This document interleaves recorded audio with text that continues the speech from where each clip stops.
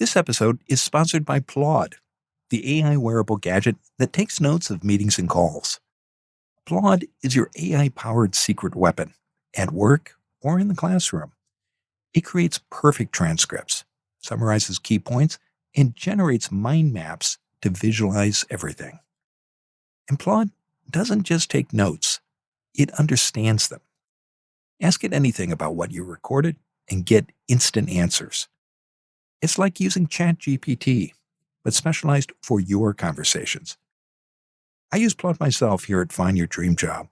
Before every episode, I meet with each guest to choose a topic and review key points. Plod gives me detailed notes I can use in our interviews to make sure we cover what matters most to the guest. Ready to work smarter? Type PLAUD into Google and get a discount with my code DREAMJOB. That's PLAUD.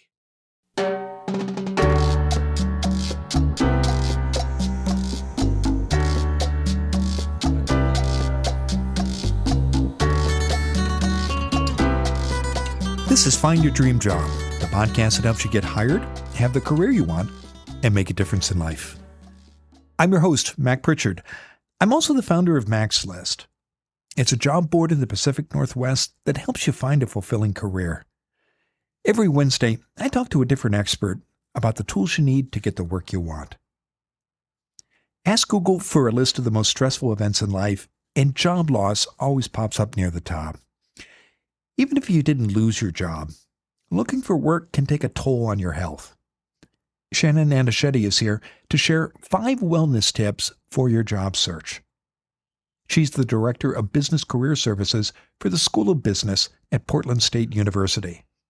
Her team helps students achieve meaningful career outcomes, and she joins us from Portland, Oregon. Well, let's get going, Shannon. When we talk about wellness in a job search, what do you mean exactly? Yeah, so wellness can mean a lot of things to a lot of people. How I want to define wellness is quite simply taking care of your whole self, recognizing that you are more than your job. A job is a really important part of our identities, but in order to show up at that job, either the one you have or the one you're searching for, it's really important to take care of yourself. So that's really at its core what I mean by wellness. And why is wellness important when you're looking for work? Yeah, so wellness is important because job searching is stressful, like you opened with. It's full of uncertainty, grief, self-doubt, excitement, energy, and also sometimes anxiety and depression. And so prioritizing wellness will really help sometimes navigate those very deep emotions that are normal for us to have. You talked about how putting wellness first can help you manage emotions. How can it help with better job search results? So when you are doing a job search, it's pretty natural that emotions will become a part of what you look for, how you show up in an interview, how you network. And so being able to identify maybe some roadblocks that might be getting in your way. Maybe it's an insecurity about a skill you have. And so you might not say that in an interview, or you might not want to reach out to somebody because you don't think you are ready or qualified. And so really being able to pay attention to what is coming up and to have some strategies, which I hope to share around how to navigate those, will help you do better, will help you have more success in getting that job. You work with a lot of candidates, Shannon, and many people, when they do a job search, they focus just on resumes, applications, interviews. Do you find that people overlook wellness when looking for work? And why do you think this happens?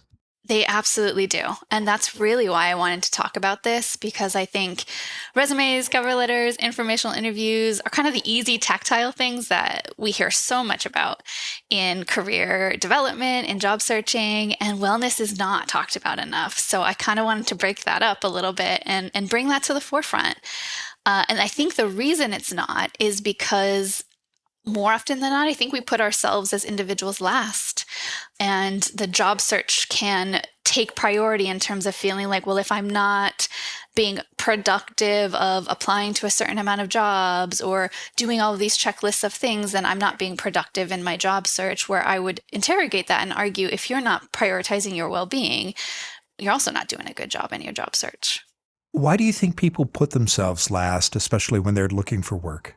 Fear, shame, societal expectations around what looks good. And it's unfortunately in society, I think, easy to put ourselves last when financial barriers might be a real thing. Like, people might really need money for a job, and that's a reality. And so wellness can feel like a luxury when, again, I would argue that it's not. It's really a basic need. You mentioned stress, depression as signs that someone might not be paying attention to wellness while doing a job search. What are some other signs that a job seeker might not be taking care of their well-being? Isolation is another really big one. So trying to do a job search alone, not asking for help, not reaching out to people, sitting kind of on your own behind the computer, mass applying to jobs. That's probably one of the other key indicators, I would say, if I heard somebody talking about that they might not be prioritizing their wellness and their whole self. Well, let's talk about how to prioritize wellness. And you've got 5 tips you're sharing with us today. The first one is staying organized. What do you have in mind here, Shannon? Yes. I put this first because I think organization is overlooked as a wellness factor. But what I mean by staying organized is a job search, like we've said, is stressful. So organization can help sometimes with that stress. And more specifically, what I mean is treat a job search like your everyday job. Schedule time in your day to do the things related to your job search. So that might be an hour. Maybe you have a full-time job. So an hour after work, you're going to spend on job search related tasks. That could be finding somebody to connect with, polishing your resume. And then after that hour, you're going to stop and you're going to do something else. Another strategy for staying organized is having a spreadsheet, quite simply, of tracking different activities you're doing, whether that is tracking who you've met with for networking or tracking the jobs you've applied for and do you have a connection with them, and timelines. So things to stay organized to help you kind of contain the job search into quantifiable pieces of time within your day that you can then stop and do something else. Some people, when looking for work, think that they have to pull out all the stops, and perhaps there are financial reasons why. But what's the benefit of spending just a defined amount of time on a job search in terms of your wellness versus working, burning the midnight oil and spending 12 hours or more looking for work? The thing that comes to mind for me is quality over quantity. So doing less will actually produce better quality results versus just sending out hundreds of things or spinning the wheel doing a lot of things. You're probably going to do a lot of things less well in that case. And how does tracking your activity help not only with your job search, but with your wellness? It's overwhelming, the amount of things we do in a job search or the amount of steps that are required. So if you think about a single job, there might be the application period and then 2 to 3 interviews and networking that's involved. And so it can be a lot to remember when you might be in several steps of this. And so staying organized is just really a memory trick. Even myself, I need that to remind myself the steps because it can be really overwhelming. The second of your 5 job search wellness tips is to celebrate your successes. Why is it important to recognize your wins, even the small ones, when you look for work? Because it's overwhelming to look for a job. And if we don't pause and celebrate every step, we might feel really defeated and might not feel like we're making progress. So celebrating every success, whether that's getting the first interview or getting a second interview, or getting your application accepted, meeting a connection at a company that you want. All those little things really need to be celebrated and acknowledged as wins along the way so that your persistence and fortitude in the job search can continue. And do you celebrate every step along the way, or should you highlight certain accomplishments? What's your experience there? My recommendation is celebrate everything, primarily because saying that means that uh, everybody will actually do it. So I say it because I think if I don't say celebrate everything, people are just gonna like only think that when they got the job, that's when they should celebrate. And I would argue that you need to celebrate every little win to keep going. And how do you recommend people celebrate these wins? Yeah, it can be as simple as just acknowledging it with a close friend or somebody in your community, sending them a text, be like, oh, I got that interview. Maybe posting on social media if that's exciting and something you enjoy. It could be quiet time with yourself. Maybe go get your favorite beverage or treat yourself to a meal. So it could look different for different people. Well, we're going to take a break, Shannon. Stay with us. When we come back, Shannon Aniciete will continue to share her 5 wellness tips for your job search.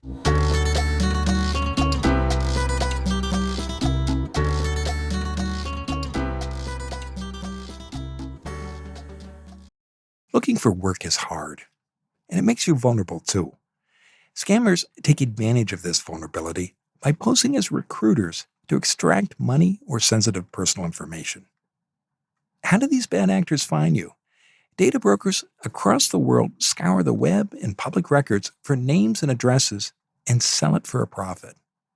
Scammers can use this data to send you fake job offers and other messages that play on your vulnerability as a job seeker.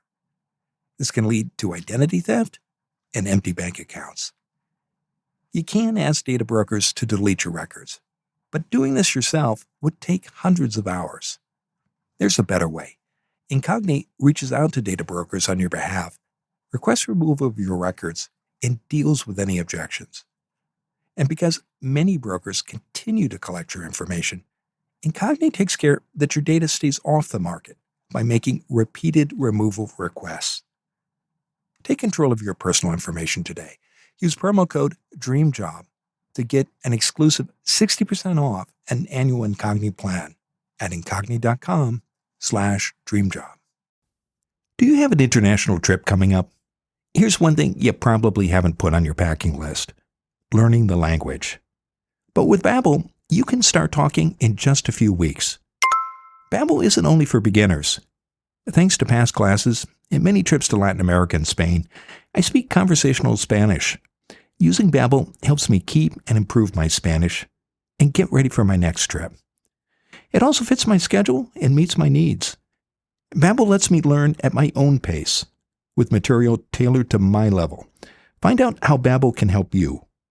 Babbel's 14 award-winning language courses are backed by a 20-day money-back guarantee.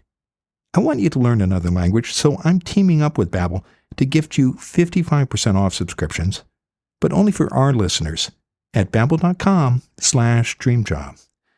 Get up to 55% off at babbel.com/dreamjob, spelled BABBEL.com/dreamjob. babbel.com/dreamjob. Rules and restrictions may apply.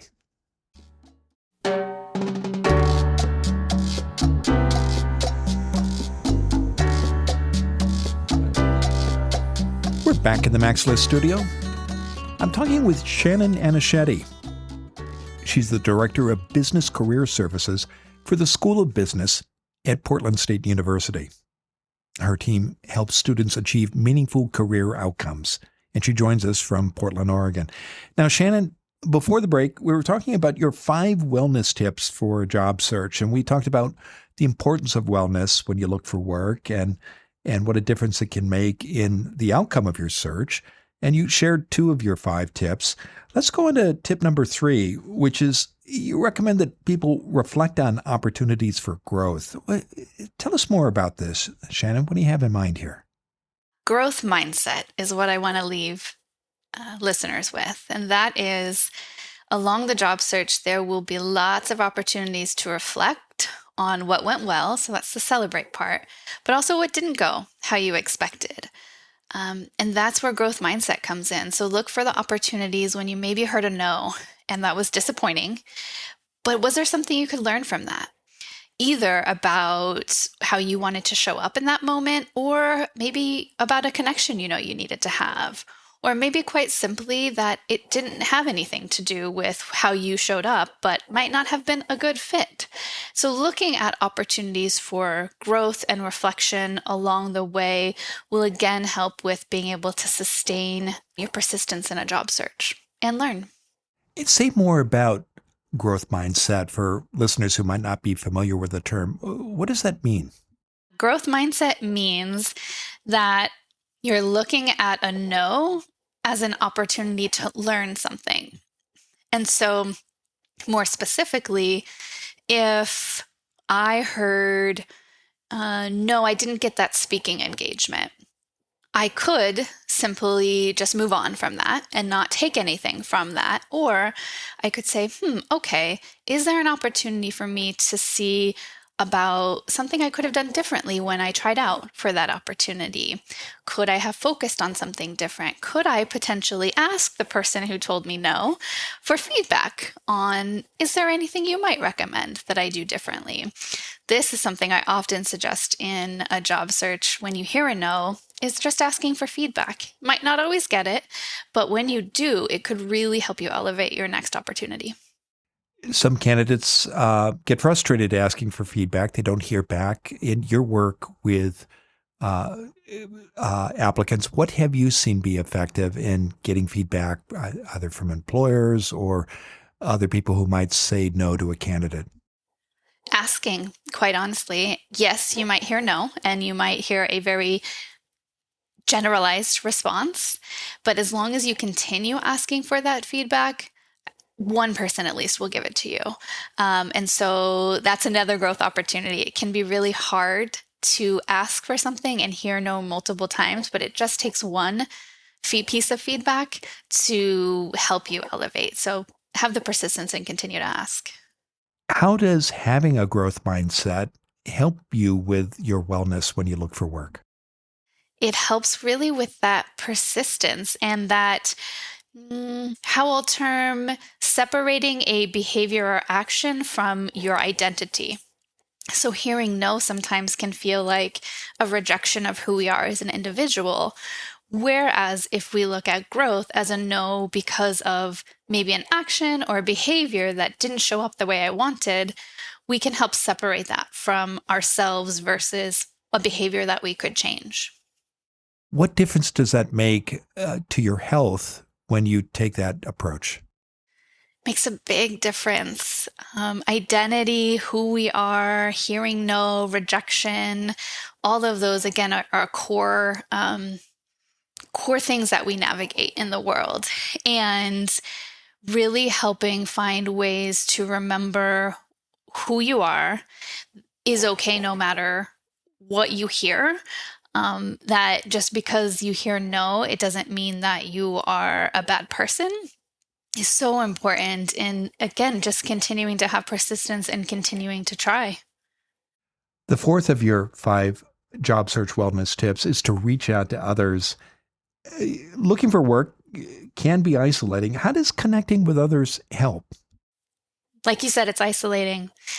So an opportunity to combat that is quite simply reaching out to people in your community. And by that, I don't just mean the people who are working in jobs that you want. I mean, start small. Start with friends. Start with communities that you might be a part of. Let them know that you're looking. People want to help other people. And so it can feel good for people in your community to offer even the littlest of support, whether that's another connection or whether that's a piece of advice on what you might say, or being your cheerleader to remind you what you're great at. Using community, being in community is really important to maintaining your well-being, and not just in the job search, but in the having fun, in the taking time outside of doing your resume or LinkedIn to remember that you're a whole being. Sometimes when people, especially have been out of work for some time, they might, as you said in the first segment, feel some shame because of that. How do you recommend reaching out to others if you might be experiencing those emotions? That's where I really suggest start small. So start with people close to you. And it doesn't have to be right away about getting help with your job search. It could be catching up. So start with what's going on? What's going on for you? Listen to them. What's going on for them?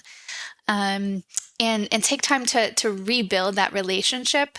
And I find naturally that evolution helps open people up and helps open the individual up to maybe start sharing some of that more vulnerable.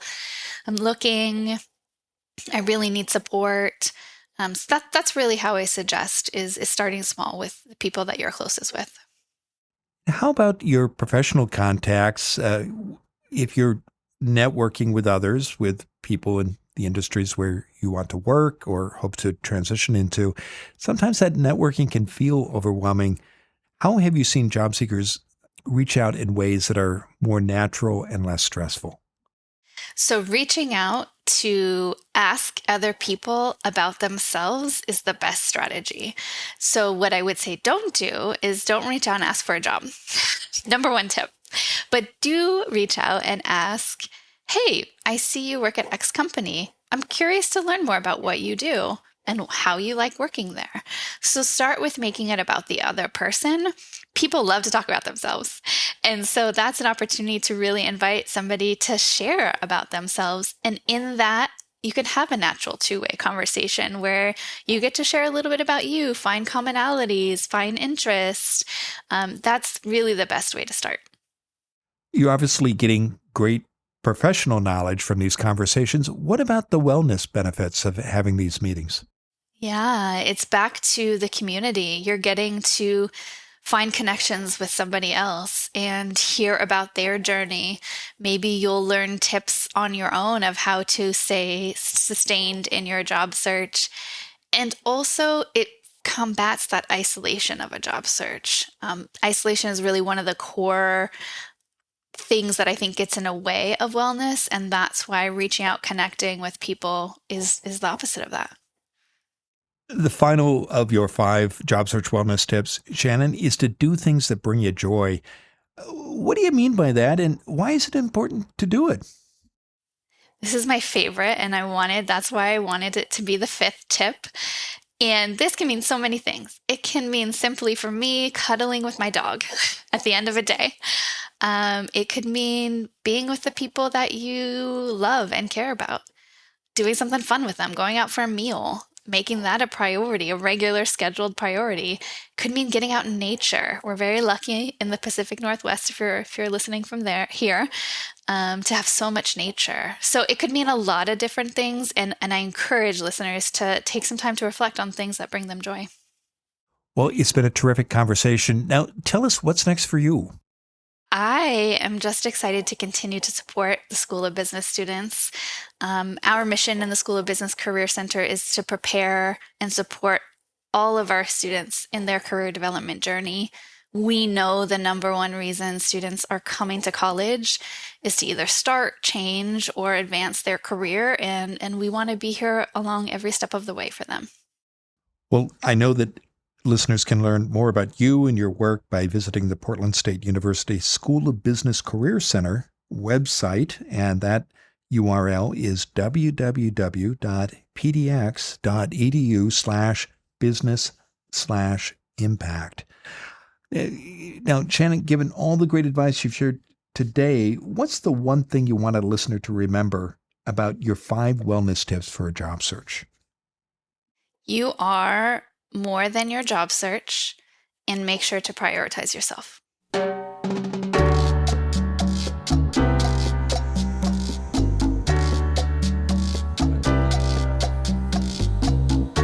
Next week, our guest will be Jeremy Klein. He's a career, business, and executive coach. Jeremy helps you identify your unique talents and values so you can accomplish more. He also hosts the excellent Change Work Life podcast. You could easily create a long to-do list when you look for work, but there are only so many hours in the day. So you need to spend your time in ways that will help you find your next job easier and faster.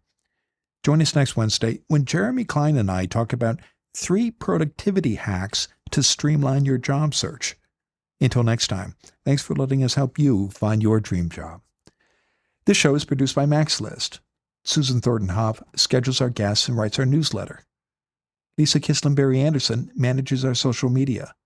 Our sound engineer and editor is Matt Fiorillo. Dawn Moe creates our transcripts, and our music is by Freddie Trujillo. This is Mac Pritchard. See you next week.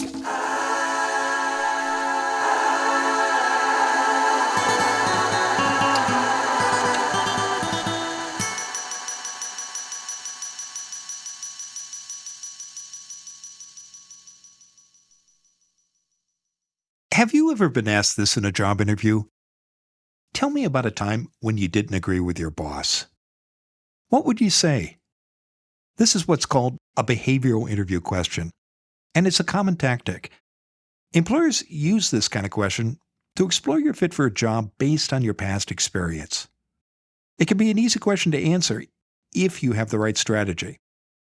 I show you how to answer these gotcha questions in our free Max List guide, 100 Behavioral Interview Questions You Need to Know. To get your copy, visit maxlist.org/questions. You'll also learn 4 simple steps for answering any behavioral interview question. Again, that's maxlist.org/questions. You can count on getting these questions in your next interview. Why not get the answers before you walk into the interview room? Go to maxlist.org/questions.